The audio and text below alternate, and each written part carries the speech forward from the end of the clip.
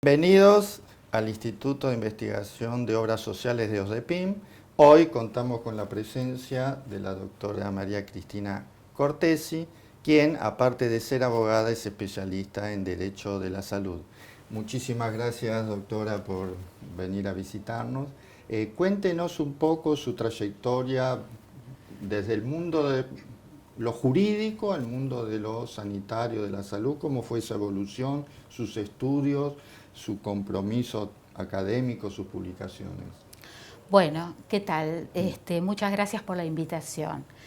Bueno, yo me desempeño hace muchos años en lo que es el derecho de la salud. Podría decirse que es como que lo vine a hacer como disciplina autónoma, cuando en nuestro país prácticamente no había leyes de salud. Yo siempre pongo como referencia cuando llega la primera epidemia en nuestro país de VIH, que estábamos huérfanos de cualquier norma y que también nos obligó a trabajar en forma interdisciplinaria, porque era un desafío no solo para los médicos, sino también para nosotros, los abogados, porque era una patología que venía con una carga de estigma muy alta, y entonces a partir de ahí se vio esa necesidad de trabajar en conjunto, ¿no?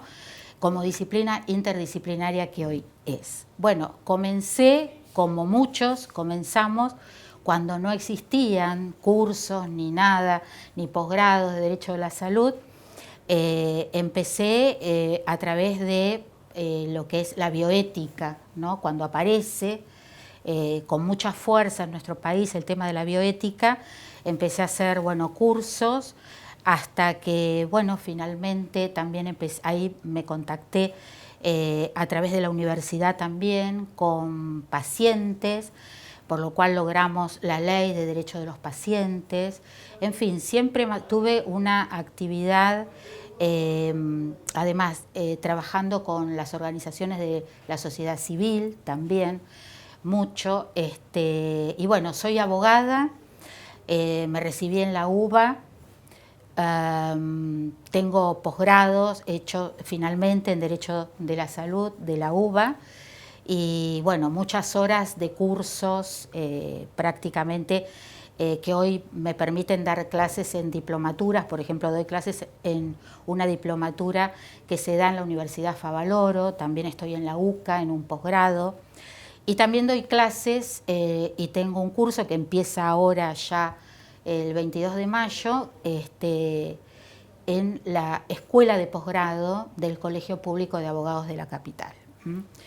Y bueno, he dado clases en la UBA mucho tiempo, y mi actividad profesional siempre se desarrolló en eso. Yo, por ejemplo, trabajé muchos años y aún sin estar recibida, por eso ya vengo con esta cosa relacionada con la salud, en el Sanatorio Güemes. Y después, bueno, ahora hace muchos años que trabajo en la Superintendencia de Servicios de Salud, que como siempre digo, es también mi universidad, porque ahí es donde puedo conocer las últimas normas, inclusive muchas veces participar en la elaboración de normas que hay en consultas, ¿no? O sea, como digamos, cuando se nos consulta a determinadas áreas, como para modificar alguna legislación, también he participado. Y bueno, y también dentro de lo que es la Superintendencia de Servicios de Salud, participo también en una comisión ad hoc que es sobre acceso a la información pública. Así que bueno, esa es más o menos es mi desempeño y participación en lo que es. Ha equilibrado la función pública en superintendencia y la actividad privada, sí, pero también sabemos que ha tenido una gran participación en organizaciones de la sociedad civil e incluso Colegio de Abogados, Colegio Público y la Asociación de Abogados. ¿Ahí qué roles desempeñaba? ¿Qué aportes desde esos ámbitos se pudieron hacer desde lo jurídico al mundo de la salud? Bueno, en la Asociación de Abogados de Buenos Aires nosotros Yo, la verdad que apenas me recibí, me asocié, porque en la época en que nosotros los abogados nos recibíamos, salíamos sin ningún tipo de experiencia, salvo que alguno haya trabajado en un estudio jurídico, tenga ese tipo de experiencia, después no la había, y entonces ahí estaban los cursos de formación profesional, donde veías toda la parte práctica era el único lugar donde se daban, entonces era como que completábamos en esa época toda nuestra formación de la universidad ahí en la Asociación de Abogados. Y ahí seguí hasta que finalmente accedí durante muchos años fui la directora, o mejor dicho, presidenta ahí de la Comisión de Derecho de la Salud. Hoy soy vicepresidenta, es decir, siempre estoy ligada a esa comisión donde trabajamos bastante. Muchas veces nos hemos presentado como amicus curiae en alguna, por ejemplo, para el caso Pharmacity, hemos tenido participaciones así de ese tipo, pero en general lo que hacemos en la comisión es dar charlas para los asociados relacionadas con el derecho de la salud. Muy bien. Eso en la asociación. Eso en la asociación. ¿Y en el colegio público? Y en el colegio público hace 10 años, una vez me citaron a una reunión para ver si podía colaborar y yo en ese momento les manifesté que yo me dedicaba exclusivamente al derecho de la salud y el colegio no tenía un ámbito donde yo pudiera colaborar, y entonces es ahí que me invitaron a presentar el pedido para que se forme una comisión que luego, yo cuando presento mi currículum y ellos acceden a mi currículum, dice, bueno, esto da para un instituto que es un ámbito académico más que superior a la comisión. Entonces se armó este Instituto de Derecho Sanitario, donde yo fui hasta hace muy poquito la presidenta. Sí, doctora, entonces, de acuerdo a esta experiencia en el Colegio de Abogados, en la Asociación de Abogados, ¿el vínculo que se generaba era solo para abogados o también institucional, por ejemplo, con el Estado Superintendencia o, por ejemplo, con la legislatura o el Congreso de la Nación? ¿Cuáles eran los aportes, además de los formativos propios de los colegas abogados? Bueno, no, en el colegio era solamente la formación para abogados, donde ahí sigo dando un curso en la escuela de posgrado del colegio y es solo para formación. Ellos, remiten a que las necesidades son más que nada también de tipo práctico, ¿no? Es decir, talleres, ese tipo de cosas. No teníamos otro vínculo. Quizás sí hay mayor vínculo en la Asociación de Abogados de Buenos Aires. A ver, por ejemplo. Ahí, bueno, por ejemplo, ahí ellos han hecho, nosotros hemos hecho, como te decía, aportes, como por ejemplo, como amicus curiae. Hemos hecho algunas manifestaciones de repudio, muchas veces por algunas cuestiones de tipo político, pero que involucran el derecho de la salud, y hemos participado nosotros. Hemos participado cuando fue la ley de muerte digna, nos fuimos convocados, finalmente no salió en Capital porque salió una a nivel nacional, pero sí en el Parlamento en Capital, en Cava, sí fuimos citados para escuchar nuestra postura, es decir, es un ámbito donde se pone más el ojo para escuchar las posturas, ¿no es cierto?, de los abogados en la asociación, cosa que en el colegio no pasaba, era estrictamente académico. Ahora yo sigo en la Asociación de Abogados y estamos por sacar un nuevo repudio que está relacionado con el derecho a la salud, y de una persona pública que se ha hablado, y bueno, ese tipo de cosas se hacen más en la Asociación de Abogados. Y también quería agregarle que por la Asociación de Abogados también estoy nombrada como integrante de la Comisión de Derecho Sanitario de la Federación Argentina de Colegios de Abogados, o FACA, donde ahí también solemos hacer actividades, reuniones, etc. Muy bien. Hablamos de salud, abogados. Sabemos que existe un criterio que se denomina comúnmente como la judicialización, donde aparentemente quienes quieren acceder a un derecho a la salud, y ahora usted lo va a explicar más en detalle, no pueden acceder directamente y recurren a la justicia. ¿Cuál es su opinión, su experiencia respecto de la judicialización de la salud? Bueno, yo creo que la judicialización es una epidemia hoy también de la salud, porque cada vez hay mayores casos, los tribunales están colapsados de causas relacionadas con amparos de salud, porque la judicialización, que podemos decir tiene varias aristas, comenzó en la Argentina con los temas relacionados con mala praxis médica, que en su momento pero estábamos llenos de casos. Pero después hubo modificación, sobre todo con la prescripción para entablar un juicio, sobre todo porque además al principio era como que con menos conocimiento quizá por parte de los abogados, lo que hacían era lanzarse a un juicio de mala praxis con muy pocos elementos, y entonces no llegaban al final buscado, ¿no es cierto?, por el actor, y hoy es como que ya siempre nosotros decimos nunca lanzarse a hacer un juicio de mala praxis sin tener un consultor médico. O sea, el abogado no puede sin un consultor médico, por lo menos eso siempre decimos nosotros en las charlas, y eso aminoró bastante. Y hoy la judicialización se da en los temas amparos de salud, que son un problema bastante serio. Yo creo, si uno analiza cuáles son los orígenes, sí, tienen que ver, hay varios, ¿no? Uno tiene que ver en la desigualdad de las prestaciones, que esto está relacionado por varios motivos. Primero, por el federalismo en salud, donde no es lo mismo, es decir, tenemos leyes de salud nacionales y tenemos provinciales que tienen, digamos, otra cobertura. Entonces muchas veces pasa que una obra social provincial no otorga una cobertura que está en el PMO de una obra social nacional, y está bien porque, digamos, ellos se manejan con sus propias normas, pero las personas van al amparo.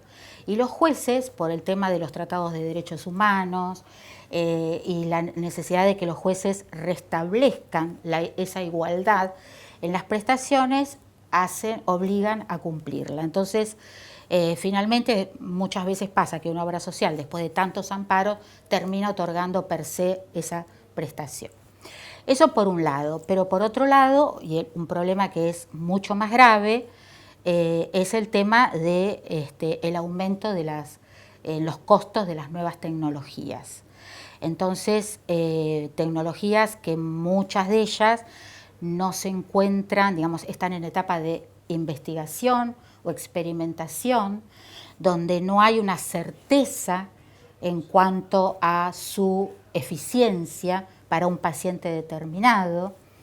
Y bueno, digamos, los costos son muy altos. Hoy ya tenemos el medicamento más caro del mundo, que cuesta $3,5 millones de dólares, que es un medicamento para la hemofilia tipo B, que ya acá todavía no hay casos de amparo, acá no llegó, pero ya está aprobado por la FDA de los Estados Unidos, ese medicamento. Entonces, bueno, esto también complejiza porque, digamos, obras sociales y prepagas, y el sistema público también, tiene que ver la forma, ¿no es cierto?, de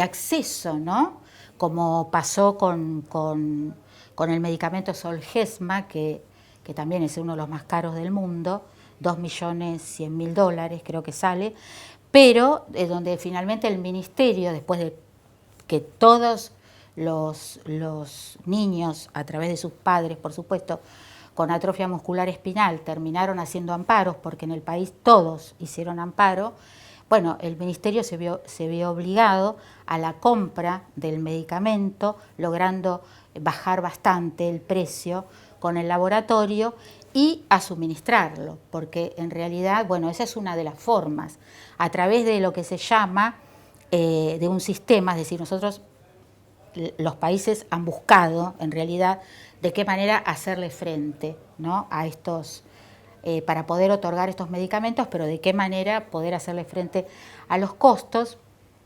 ¿Cuáles serían esos enfoques? Bueno, hay muchos. Hay, por ejemplo, algunos países hacen estudios de farmacoeconomía, otros países la farmacoeconomía implica ver, digamos, en números si conviene más dar un medicamento caro o en las condiciones que puede quedar el paciente y después darle un tratamiento de por vida que en definitiva va a ser más caro. Bueno, esos estudios acá no se hacen, pero en muchos países del mundo sí. O si no, el tutelaje de tecnologías sanitarias, que acá sí rige, pero hoy se está utilizando un sistema que ya se había publicado en el British Medical Journal hace unos cuantos años, donde se decía lo que no cura no se paga. Porque un medicamento o una tecnología que puede ser no farmacológica, cuando sale al mercado, por lo general, o sea, se aprueba, pero además siempre la industria que lo produce, por supuesto, dice que es el mejor, que cura, que, no sé, establece una serie de efectos que después hay que verlo en el paciente en forma individual, pero a un costo muy elevado. Entonces, este sistema lo que hace es, que es lo que se va a hacer ahora con este medicamento, lo que hace es, se llaman acuerdos de riesgo compartido, porque en realidad el riesgo se comparte entre el laboratorio elaborador del fármaco y el que lo financia. Entonces se toma una cohorte de personas que tengan la enfermedad, en este caso, bueno, se les suministra el Zolgensma a los niños, digamos, con AME, y se hace un seguimiento. Entonces, a través de ese seguimiento y teniendo en cuenta los resultados anteriores, es decir, cómo estaba el paciente antes del suministro del fármaco, y en los contratos, en los convenios se establece un plazo, por ejemplo, a los 6 meses, al año, se hace todo un seguimiento y se ve si mejoró la vida del paciente, entonces eso se paga. Al que no mejoró, no se paga. Muy bien. Esos son acuerdos de riesgo compartido y ahora se implementaron por primera vez en nuestro país, ya en Europa hace muchos años que lo vienen haciendo. En esa línea de ideas, el tema de la judicialización, los amparos de salud, cuando le es denegado ese derecho, por lo cual el paciente recurre a la justicia, el juez, de acuerdo a su experiencia tanto como funcionaria del Estado como abogada, ¿en base a qué criterios resuelve acceder o rechazar? Porque el juez, de hecho, sabe el mundo de lo jurídico, sabe de leyes, sabe de normas. ¿En base a qué acepta o rechaza el reclamo eventual del paciente? Bueno, yo creo que hay dos etapas en ese sentido. La primera etapa es una etapa donde al principio los jueces en un 100% diría le daban la razón al amparista, basándose en que en los convenios internacionales de derechos humanos, que digamos donde el Estado Nacional se convirtió en garante de otorgar prestaciones de salud, de mejorar la salud de la población, la calidad de vida que también está incluido, y directamente no miraban absolutamente más nada. Los tratados internacionales tienen un principio que es el principio pro homine y los jueces se basaban en ese principio exclusivamente, siempre a favor de la persona. Hoy en día ya no es así, por varios motivos. Uno, porque bueno, los jueces se han tenido que ayornar a este nuevo derecho, por un lado, y por otro lado es como que ya se están teniendo, un juez está remitiendo, es decir, no se basa solamente en lo que el abogado del paciente le puede, o el médico tratante del paciente, sino que también hace consultas. Y como yo siempre digo, hay que escuchar también al auditor médico, ¿Por qué? Porque el auditor médico tiene un rol muy importante. Antes que empleado de la obra social o la prepaga, es un médico que está sujeto a una mala praxis si es que, digamos, no sé, niega alguna prestación que era necesaria para la persona. Entonces, también hay que escucharlo. Cosa que nunca se hacía antes porque se decía, bueno, es un empleado de... Y entonces siempre va a estar en contra de otorgar la prestación. Claro. Parte interesada. Pero yo creo que primero es médico y hay que escucharlo también. Entonces ya están escuchando, digamos, se consultan con peritos, digamos, uno ve que hay una, digamos, algo diferente, de la misma manera, por ejemplo, que antes la negativa a otorgar una prestación se hacía a través de una carta documento que mandaba el abogado del actor, y si no la contestaba en el plazo que se decía que debía contestar, las 72, 48 horas, se daba como negativa y se iniciaba el amparo. Bueno, hoy los jueces, muchos de ellos, están notificando ellos a la obra social para hacerse. Es decir, ya es como que es más ecuánime, es, digamos, como que la cosa está como más balanceada. Y entonces así vemos como no todos resultan a favor del amparista. Los jueces toman en cuenta los costos de los medicamentos que antes no se tomaban, toman en cuenta, por ejemplo, la condición económica del que reclama. Muchas veces hay fallos donde un tratamiento muy costoso divide la obligación de pagarlo entre el actor y el sistema de salud. Así que es como que ya no es como antes, donde había un 100%. De todas maneras, igual es bastante alto el porcentaje, ¿no es cierto?, de amparos que salen a favor. Pero ya los jueces lo miran de otra manera. Respecto de esa decisión que va a tomar el juez, usted dice ahora se consulta al auditor, que puede ser cuestionable o no porque es parte interesada.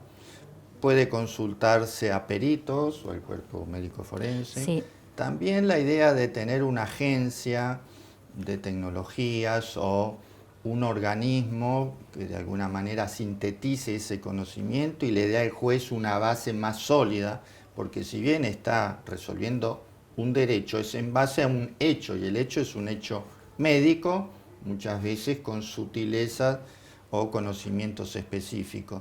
Esa idea de tener una agencia, hoy podría ser Conetec o un reemplazo de la misma. ¿Cuál es su criterio? ¿Cómo ve esa posibilidad usted? Sí, en los últimos, por lo menos que yo tuve a la vista, de amparo, siempre con alto precio, medicamentos de alto precio, siempre se consultó a la Conetec.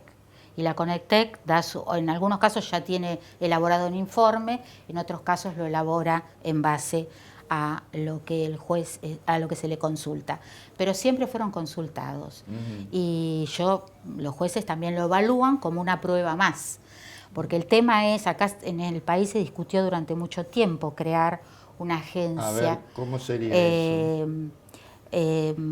Pero para evaluación de tecnologías sanitarias. Lo que pasa es que el problema es que la decisión que inclusive había proyectos de ley, había un proyecto de ley donde decía que previamente un juez a decidir tenía que escuchar y tenía que, digamos, emitir un dictamen la Agencia de Evaluación de Tecnologías. Pero el tema es que crear una estructura como se pensaba, yo no estaba muy de acuerdo, me parece que la Conetec, por ejemplo, cumple un trabajo muy bueno, sin una estructura como la que se iba a crear. Y la verdad es que los dictámenes no son vinculantes. Ese es el tema o el problema, porque si fuera, o sea, ningún dictamen es vinculante para un juez. Entonces, tener semejante estructura, expedirse la agencia nacional y después que el juez lo tome o no lo tome en cuenta, es decir, siempre lo toma en cuenta, pero lo va a analizar con todas las otras pruebas que se le presentan. Bueno, me parecía que era un gasto grande. Sí. Sobre ese punto El específicamente, y ya haciendo una abstracción, porque estamos hablando de hipótesis o suposiciones, que se dictara una ley, porque la Conetec está resuelta, digamos, a un nivel administrativo, pero que se resolviera a nivel legislativo. Que esos dictámenes de esa agencia fueran, lo marcara así eventualmente la ley, como vinculantes u obligatorios. ¿Eso usted lo vería factible? ¿Sería impugnable? ¿Cómo lo evalúa? Yo creo que sería impugnable, Ujú. porque el juez siempre todas las decisiones la toma en base a todas las pruebas que tiene. Por ese caso dejaría de lado todas las demás pruebas, solamente se basaría en la prueba de esa, digamos, en el informe o en ese dictamen que dice sí o no a una tecnología. Ujú. Y en ese caso, los argumentos para, eventualmente, hay una ley que dijera que el dictamen es obligatorio, el juez lo declararía inconstitucional, diría que eso va en contra de los tratados internacionales. Estamos haciendo hipótesis, Claro. ¿no? ¿A qué recurriría el juez para decir, no, pese a que el organismo del Estado me dice una cosa, yo voy a resolver de manera distinta? Bueno, yo creo que tiene que ver un poco también con las funciones que tienen los jueces, también es una hipótesis, ¿no? Las funciones, hay que ver los códigos procesales, hay que ver los códigos de fondo. Yo creo que sería como cercenar algo que el juez debe hacer en forma obligatoria, porque en todas las normas se le obliga, siempre se le obliga al juez a evaluar o a decidir en base a todas las pruebas, y acá sería en base a una sola. Correcto. Si esa prueba única sería relativizada, pese a que lo marcara una ley, el juez reasumiría el rol que tiene hoy y dejaría de lado eventualmente esa ley o ese mecanismo previsto. ¿Usted sabe si en otros países cómo se regula esta temática cuando hay un reclamo frente al derecho y hay un organismo, una agencia que juzga o determina desde el punto de vista técnico? ¿Tiene algún antecedente al respecto? ¿Conoce? Sí, pero eso no está tan ligado a eso, sino que está más ligado, o sea, los países que han, digamos, adoptado los tratados de derechos humanos y les dieron jerarquía constitucional como el nuestro, tienen la misma problemática que nosotros.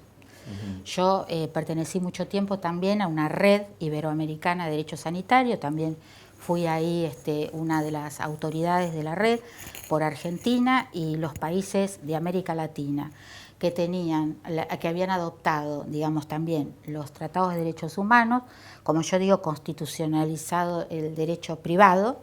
Lo cual no es una crítica, pero digamos, esos países tenían la misma problemática. Los países que no lo hicieron, el juez no está tan, digamos, atado quizás, porque el juez lo primero que tiene para resolver, lo primero es respetar los tratados de derechos humanos. Correcto. Y todas nuestras últimas leyes de salud se basan y se fundamentan en esos tratados también. Y por eso la modificación de nuestro Código Civil. Sí, para ir cerrando y Sí. reiteramos el agradecimiento de su visita, hacemos la siguiente pregunta. Si usted, por un arte de magia, dispusiera de la lámpara y aparece el genio y tuviera el poder absoluto para modificar, cambiar o dejar el sistema de salud de la Argentina, ¿qué dejaría tal cual está y qué modificaría teniendo un poder absoluto para hacerlo? ¿Qué aporte, de acuerdo a toda su experiencia, como dijimos, en todos los campos donde ha actuado? Bueno, yo retomaría algo que hace un tiempo yo trabajé también en eso con las organizaciones de la sociedad civil, que son digamos, la cobertura sanitaria universal. Es decir, esto creo que si todos, o sea, esto no implica, implica suturar el sistema, que lo tenemos muy fraccionado, pero no implica, digamos, que desaparezca un subsistema.